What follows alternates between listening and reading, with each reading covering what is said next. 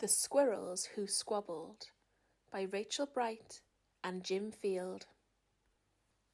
In a towering forest where the summer had been, the cool air bit fresh and the mosses grew green.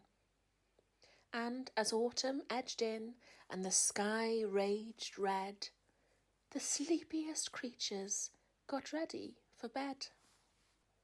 While up in a tree swung a flighty young squirrel, who everyone knew as spontaneous Cyril.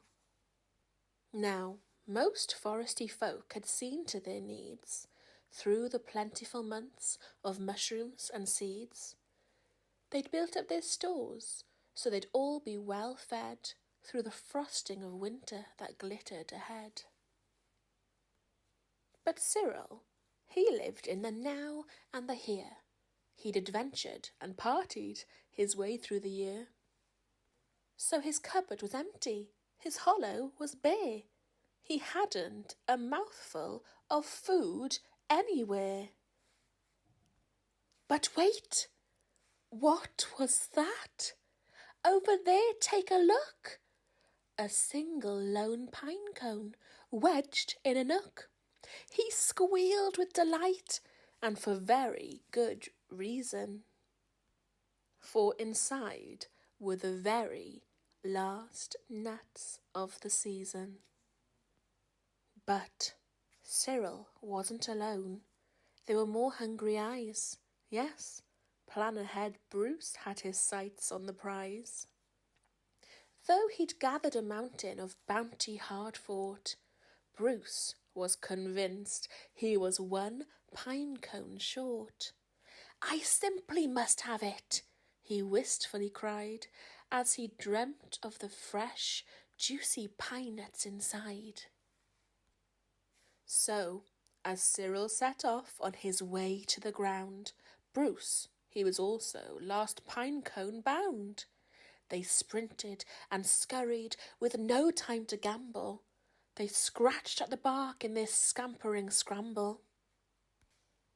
But their panic and haste shook the tips of the spruce, and the pine cone, it trembled, and then it came loose.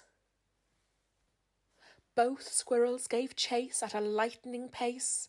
This was the start of a wild, nutty race.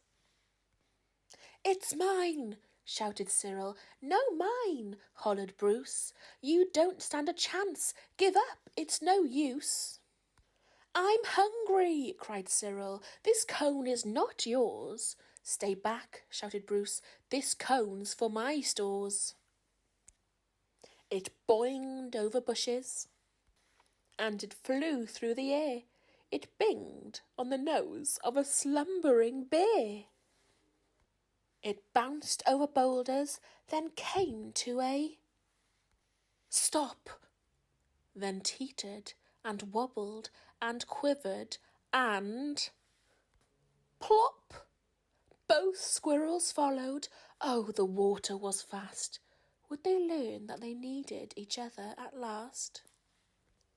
But each was intent on how he could win, so they didn't quite notice a bird sweeping in.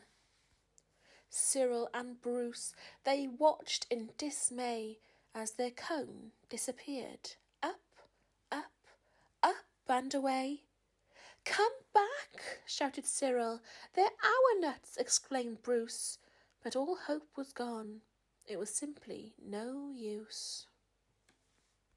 And meanwhile they drifted right up to the ledge. Greed, it was driving them over the edge. Cyril and Bruce, they had taken a fall. They were paying the price for wanting it all. They'd squandered their chances to team up and share. Would their nutty young hopes simply end in despair? Bruised and bedraggled, they swept past dry land. Cyril grabbed a branch with a trembling hand. Catching Bruce with the other, he heaved and he huffed and dragged him to safety with panting and puffs. They stared at the sky, quite lost in deep thought, until Bruce looked at Cyril and let out a snort. "How silly we are!" he proclaimed, all a jiggle. "How greedy I've been!" spluttered Bruce with a giggle. "We shall change from today. May the squabbling cease. We should celebrate, seeing we're both in one piece." And from that day forward, they made a great pair. They would gather together and found they could share. Yes, Cyril and Bruce, they knew in the end. The best thing to share is a laugh with your friend. The end.